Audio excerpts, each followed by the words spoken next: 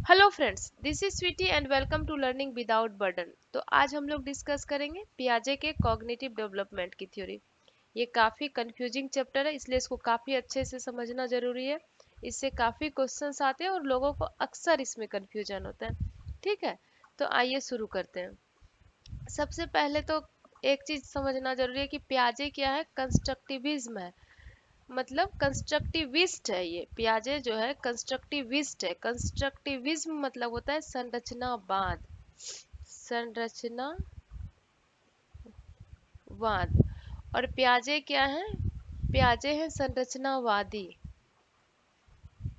पियाजे हैं संरचनावादी यानी कि कंस्ट्रक्टिविस्ट।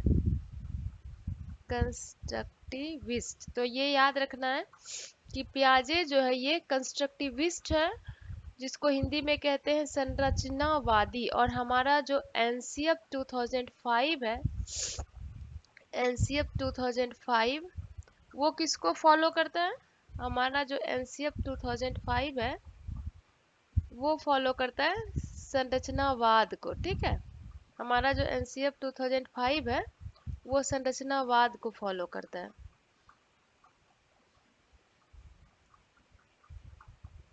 फॉलो करता है संरचनावाद को। हमारा जो एनसीएफ 2005 है, एनसीएफ 2005 तो पता होगा, नेशनल करिकुलम फ्रेमवर्क, जिसपे हमारा अभी सिलेबस बेस्ड है। नेशनल करिकुलम फ्रेमवर्क, करिकुलम मतलब सिलेबस और फ्रेमवर्क, तो नेशनल करिकुलम फ्रेमवर्क 2005 के आधार पे ही हमारा अभी सिलेबस बेस्ड है, स्कूल में जो बुक्स चलते हैं। तो ये किसको फॉलो करता है? ये संरचनावाद को फॉलो करता है। इसलिए हम लोगों को पियाजे को समझना जरूरी है, क्योंकि पियाजे क्या है? संरचनावादी है, संरचनावादी कंस्ट्रक्टिविस्ट है पियाजे। ठीक है, और हमारा एनसीएफ 2005 फॉलो करता है संरचनावाद को। एक एक लाइन जो है वो काफी इंपॉर्टेंट है, इसलिए अच्छे से देखिएगा और इसको अच्छे से याद रखिएगा। हर एक लाइन पे एग्जाम में क्वेश्चन आता है। एक चीज आप और याद रखिएगा कि पियाजे को जो है फादर ऑफ चाइल्ड साइकोलॉजी कहा जाता है। तो फादर ऑफ चाइल्ड साइकोलॉजी मतलब बाल मनोविज्ञान के पिता। ठीक है, बाल मनोविज्ञान के पिता या जनक कह सकते हैं। जनक बाल मनोविज्ञान।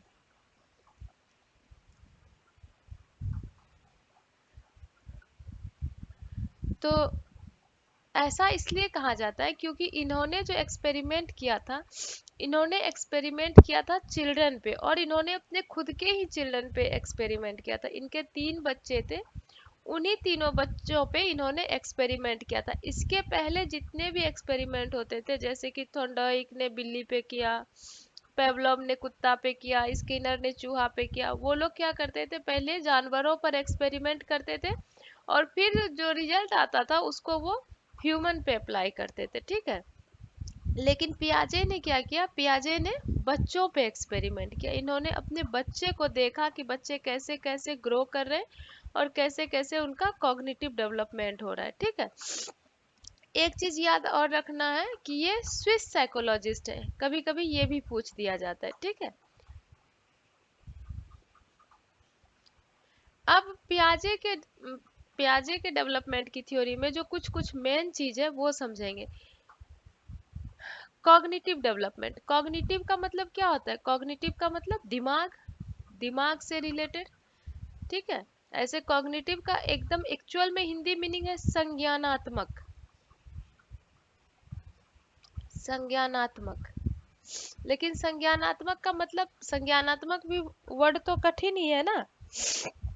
तो संज्ञानात्मक का मतलब क्या होता है? संज्ञानात्मक का मतलब होता है दिमाग से रिलेटेड, थिंकिंग, थिंकिंग का विकास। ठीक है, बच्चों की थिंकिंग का विकास, ब्रेन का डेवलपमेंट। जो भी चीज ब्रेन से रिलेटेड है ना, दिमाग से रिलेटेड, सोचना, तर्क करना, जो भी चीज हमारे दिमाग से रिलेटेड है वो आता है संज्ञान के अंदर। ठीक है, संज्ञानात्मक। तो पियाजे ने सबसे ज्यादा जो इम्पोर्टेंस दिया है, सबसे ज्यादा इम्पोर्टेंस दिया है एज को और बायोलॉजिकल मैच्योरेशन को। एज मतलब आयु, ठीक है, और बायोलॉजिकल मैच्योरेशन मतलब मैचुरेशन मतलब परिपक्वता, परिपक्वता। और परिपक्वता का क्या मतलब होता है कि जो माँ बाप से हमें जीन मिले हैं, वो जीन जो समय के साथ अनफोल्ड होते हैं, वो गुण, जिन के गुण जो समय के साथ अनफोल्ड होते हैं, उसी को हम लोग कहते हैं परिपक्वता। तो सबसे ज्यादा दिया है इम्पोर्टेंस पियाजे ने एज को। पियाजे का मानना है कि जैसे जैसे बच्चे का एज बढ़ेगा, वैसे ही बच्चे का कॉग्निटिव डेवलपमेंट होगा। ठीक है, तो पियाजे ने सबसे ज्यादा इम्पोर्टेंस दिया है एज को। जैसे जैसे बच्चे का एज बढ़ेगा, वैसे वैसे बच्चे का कॉग्निटिव डेवलपमेंट होगा। पियाजे के अनुसार आप छोटे उम्र के बच्चे को ज्यादा चीज नहीं सिखा सकते। जैसे कि आप 11 साल से कम उम्र के बच्चे को अलजेब्रा नहीं सिखा सकते हैं पियाजे के अनुसार, क्योंकि पियाजे का मानना है कि 11 साल के बाद में ही बच्चे को एब्स्ट्रैक्ट थिंकिंग आएगा। ठीक है, तो पियाजे ने सबसे ज्यादा इम्पोर्टेंस किसको दिया है? एज को। उसके बाद उससे थोड़ा कम इम्पोर्टेंस दिया है, लेकिन एज से थोड़ा कम। सबसे ज्यादा इम्पोर्टेंस एज को दिया है। उसके बाद दिया है activity with physical world. Physical world मतलब बाहरी दुनिया के साथ, बाहरी दुनिया के साथ एक्टिविटी करके। ठीक है, बाहरी दुनिया के साथ एक्टिविटी करके। पियाजे का मानना है कि बच्चे जो है वो एक्टिविटी करके सीखते हैं, क्योंकि जब बच्चा दुनिया में आता है तो उसको ना लैंग्वेज बोलना आता है और ना लैंग्वेज वो समझना जानता है, लेकिन वो क्या करता है? एक्टिविटी करके सीखता है। सेंस से सीखता है, मोटर एक्टिविटी करके सीखता है। वो कुछ देखता है तो उसको छूता है, मुंह में लेता है, फील करता है, इसी तरह से वो धीरे धीरे सब कुछ समझना शुरू करता है। तो वो फिजिकल वर्ल्ड के साथ एक्टिविटी करके सीखता है। ठीक है, उसके बाद सोशल एक्सपीरियंस। सोशल एक्सपीरियंस को बहुत ही कम महत्व दिया है, लेकिन इससे कम इसको और इससे भी कम इसको बहुत थोड़ा बहुत इम्पोर्टेंस दिया है सोशल एक्सपीरियंस को। क्योंकि आखिर वो बाहरी वातावरण के साथ जो एक्टिविटी करेगा, तो वो सोशल, उसी को उसने फिजिकल वर्ल्ड के साथ जो एक्टिविटी किया, तो वो सोशल एक्सपीरियंस ही हुआ ना। तो इसको बहुत कम महत्व दिया है। ठीक है, सोशल एक्सपीरियंस को बहुत कम महत्व दिया है पियाजे ने, लेकिन दिया है, ऐसा नहीं है कि महत्व नहीं दिया है। सामाजिक अनुभव, सामाजिक अनुभव को बहुत कम महत्व दिया है, ऐसा नहीं है कि बिल्कुल महत्व नहीं दिया है। ठीक है,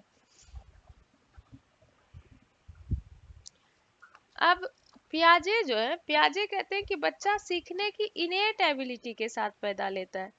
ठीक है, बच्चा सीखने की इनेट एबिलिटी के साथ पैदा लेता है, क्योंकि पियाजे को मानना है कि पियाजे ज्यादा इंपॉर्टेंस हेरिडिटी को देता है। ठीक है, पियाजे का मानना है कि बच्चा जो है वो सीखने की जन्मजात क्षमता लेकर पैदा होता है। इनेट एबिलिटी को कहते हैं जन्मजात क्षमता,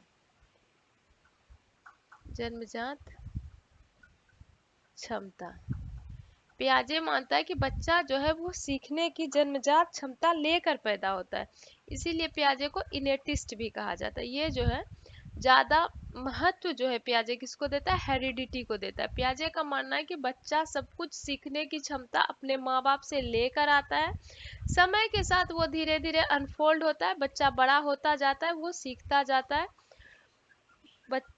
सीखने का गुण लेकर वो माँ बाप से ही आता है। सबसे ज्यादा इंपॉर्टेंस दिया है पियाजे ने जीन को, हेरिडिटी को। ठीक है,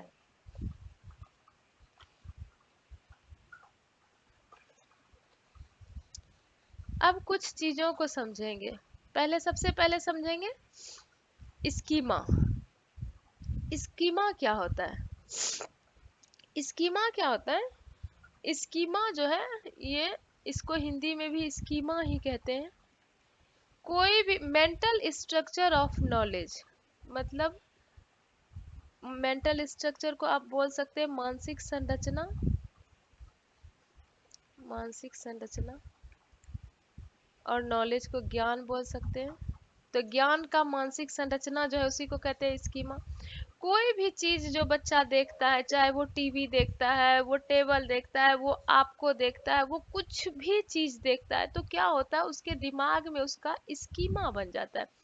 मान लीजिए आप किसी चीज को देखकर उसको पहचान पा रहे हैं, तो इसका मतलब आपके दिमाग में उसका स्कीमा बना हुआ है। ये मान लीजिए आपका दिमाग है, इसके अंदर यहाँ पे सब कुछ स्कीमा बना हुआ है सबका, ठीक है। आप फ्रिज को देख के पहचान रहे कि ये फ्रिज है, तो ये आपके दिमाग में फ्रिज का स्कीमा। अगर आप मुझे देखकर पहचान रहे हैं तो आपके दिमाग में मेरा स्कीमा बना है। अब जिस भी किसी चीज को देख रहे हैं उसका उस आपके दिमाग में स्कीमा बना हुआ है, ठीक है। किसी भी चीज को बच्चे के दिमाग में वो जो भी चीज देखता है उसका स्कीमा बनाता है, ठीक है। मेंटल स्ट्रक्चर ऑफ नॉलेज, इसी को स्कीमा कहते हैं। अभी इसको आप लोग को और अच्छे से समझ में आएगा ये चीज, ठीक है। स्कीमा समझ में आ गया। आप जो भी चीज देखते हैं, जो भी चीज देखते हैं उसका दिमाग में स्कीमा, अगर आप किसी चीज को देखकर पहचान रहे हैं मतलब आपके दिमाग में उसका स्कीमा बना है। अगर किसी चीज को देखकर आप नहीं पहचान रहे मतलब आपके दिमाग में उसका स्कीमा बना हुआ नहीं है, ठीक है। अब हम समझेंगे कॉग्निटिव डेवलपमेंट। कॉग्निटिव डेवलपमेंट यानी कि संज्ञानात्मक विकास क्या होता है। संज्ञानात्मक विकास जो होता है ये डिसइक्विलिब्रियम मतलब असंतुलन, असंतुलन से संतुलन की ओर जाना, ठीक है। असंतुलन से संतुलन की ओर जाना मतलब कंफ्यूजन से बैलेंस की ओर जाना। तो असंतुलन से जो संतुलन की ओर जाते हैं इसी प्रोसेस को बोलते हैं इक्विलिब्रेशन, ठीक है। संतुलन से जो असंतुलन से संतुलन की ओर जो जाते हैं इसी प्रोसेस को बोलते हैं इक्विलिब्रेशन। और इक्विलिब्रेशन के अंदर जो है दो चीजें आती है, एक होता है एडेप्टेशन, एक होता है ऑर्गेनाइजेशन। फिर ऑर्गेनाइजेशन के अंदर, एडेप्टेशन के अंदर दो चीजें आती है, एक होता है एसिमिलेशन और एक होता है एकोमोडेशन।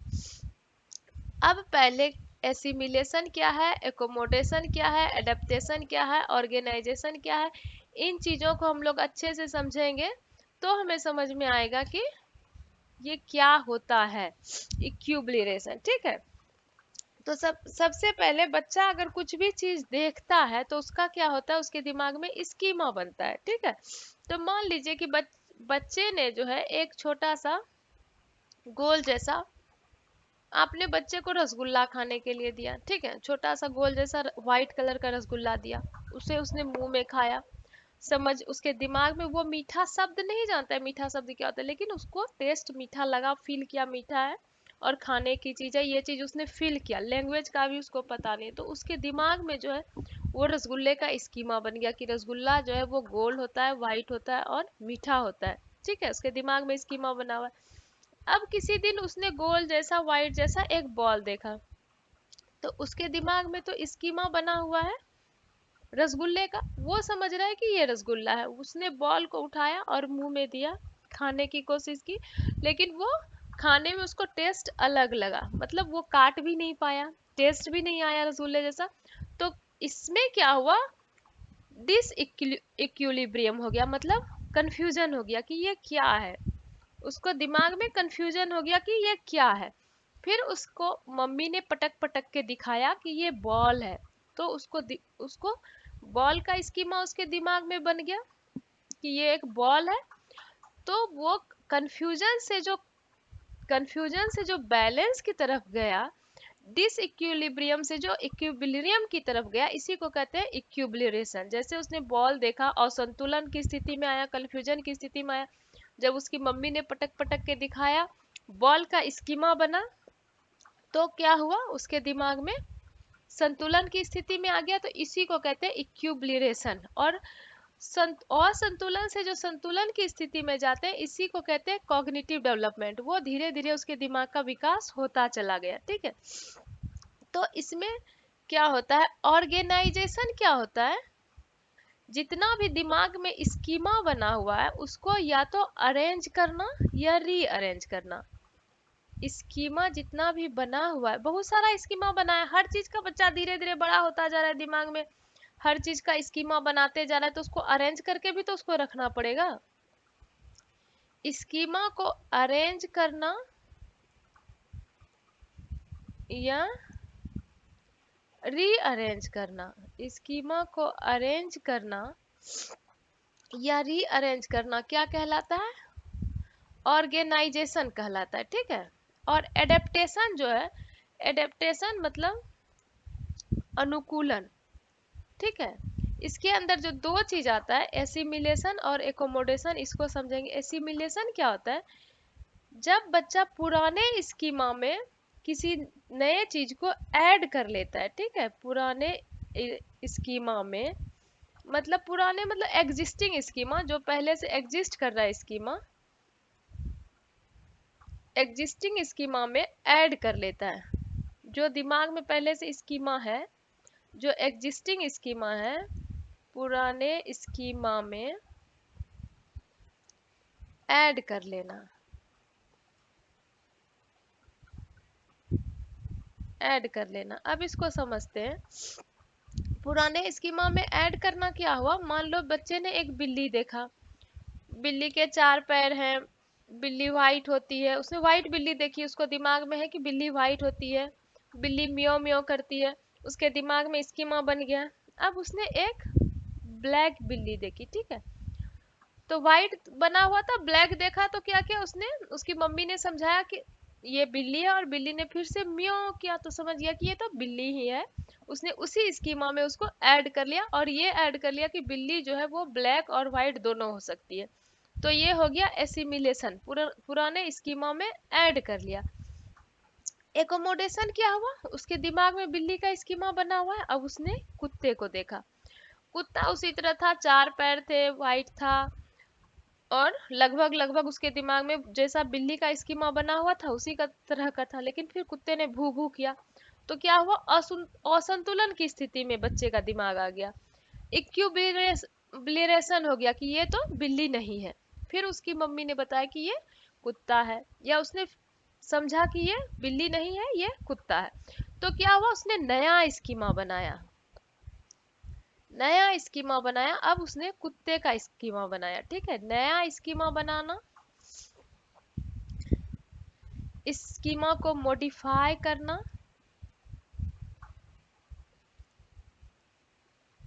मॉडिफाई करना या चेंज करना। तो अब आपको क्लियर हो गया होगा कि जब पुराने स्कीमा में नई जानकारी को जो ऐड कर लेते हैं, जब पुराने एग्जिस्टिंग स्कीमा में नई जानकारी को ऐड कर लेते हैं, तो उसको कहते हैं एसिमिलेशन। जब पुराने स्कीमा में एग्जिस्टिंग स्कीमा में नई जानकारी को ऐड कर लेते हैं, तो उसको कहते हैं एसिमिलेशन। जब पुराने स्कीमा में नई जानकारी ऐड नहीं हो सकती, फिट नहीं हो सकता, तो नया स्कीमा बनाना पड़ता है। जब नया स्कीमा बनाते हैं तो उसको कहते हैं एकोमोडेशन। जब नया स्कीमा बनाते हैं तो उसको कहते हैं एकोमोडेशन। मॉडिफाई करना पड़े, चेंज करना पड़े या नया स्कीमा बनाना पड़े तो वो एकोमोडेशन। और स्कीमा को अरेंज या रीअरेंज करना पड़े तो ऑर्गेनाइजेशन। और एसिमिलेशन प्लस एकोमोडेशन जो होता है वो होता है एडेप्टेशन। तो और स्कीमा तो आपको पता है, जो भी नॉलेज हमारे दिमाग में, जो नॉलेज का स्ट्रक्चर बना हुआ है, मेंटल स्ट्रक्चर ऑफ नॉलेज, उसको कहते हैं स्कीमा, ठीक है। तो अब आपको सब कुछ क्लियर हो गया होगा। एसिमिलेशन पुराने स्कीमा में न्यू नॉलेज को, नई जानकारी को ऐड करना। जब ऐड नहीं हो सके और संतुलन की स्थिति आ जाए तो नया स्कीमा बनाना पड़ता है। नया स्कीमा बनाना या पुराने स्कीमा को मॉडिफाई करना या चेंज करना एकोमोडेशन। और स्कीमा को अरेंज या रीअरेंज करना ऑर्गेनाइजेशन। तो होप कि आपको सारी चीजें अच्छे से क्लियर हुई होगी।